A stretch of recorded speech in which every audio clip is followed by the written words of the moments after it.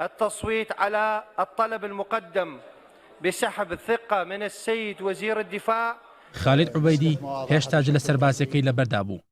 دەویست مژدەی کۆنتڕۆڵکردنەوەی ناوچەیەکی دیکە لە پارێزگاینەوە ڕابگەێنێت کە پەرلەمانی عێراق دەرفەتی نەدا و بە زۆری ندەنگ متمانەی لێسەندەوە.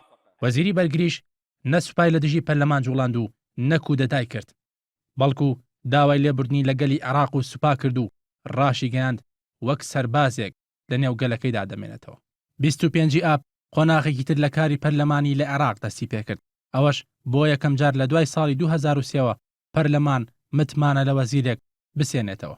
ئەو هەنگاوەش لە کاتێکدایە کە سەرباری ئەوەی پۆستی وەزیری بەرگری پۆستێکی سیادیە، بارودۆخی شێواوی ئەمڕۆی عێراق و مەترسی و هەڕەشەی تیرۆر هێندەی تر پۆستەکەی هەستیا کردو و هێشتاش مووسڵ کە دووەم گەورە شاری عێراقە لە ژێردەستی چەکدارانی داعشدایە. بەڵام لە هەرێمی کوردستان ئەوە بۆ ساڵێک دەچێت پەرلەمان پەک خراوە و ڕێگە بە سەرۆکەکەی نادرێت بگەڕێتەوە سەرکارەکەی.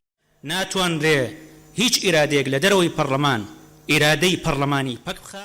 ئەگەرچی پەرلەمانی کوردستان 24 ساڵ تەمەنێتی و پەرلەمانی عێراقیش کە لە دوای ڕوخانی ڕژێمی بەعسەوە تەمەنی تەنها 11 ساڵە، بەڵام پەرلەمانی عێراق زۆر کاراتر لە بەڕێوەبردن و جێبەجێکردنی ئەرکەکانی و لە ماوەی تەمەنی خۆیدا زۆرترین بانگێشت و لێپرسینەوەی لەبەر پرسانی باڵای عێراق کردووە کە لێپرسینەوەی لە 3 وەزیری کارەبا و وەزیری بازرگانی و وەزیری نەوت و ئەمینداری گشتی بەغدا و دووجاریش لێپرسینەوەی لە وەزیری بەرگری کردووە کە ئەمانەش هاوکات بوون لەگەڵ بەردەوامی هەڕەشەی تیرۆر و ئاڵۆزی دۆخی ئەمنی عێراق.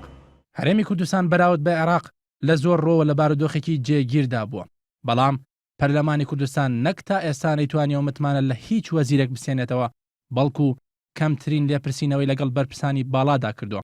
ئەو کارەشی تەنها لە چوارچێوەی میوانداری کردندا بووە. بەپێی عورفی پەرلەمان هەر وەزیر و کاربەدەستێک بۆ لێپرسینەوە بانگێشی پەرلەمان بکرێت ئەگەر وەڵامەکانی بەلای پەرلەمانتارانەوە بڕوا پێکراو نەبێت، ئەوە پەرلەمانتاران دەتوان داوای سەندەوەی متمانەی لێ بکەن و بخرێتە دەنگدانەوە.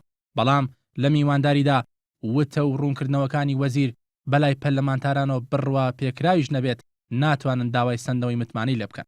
پەرلەمانی کوردستان لە مێژووی خۆیدا تەنها 3 کاربەدەستی بۆ لێپرسینەوە بانگێش کردووە.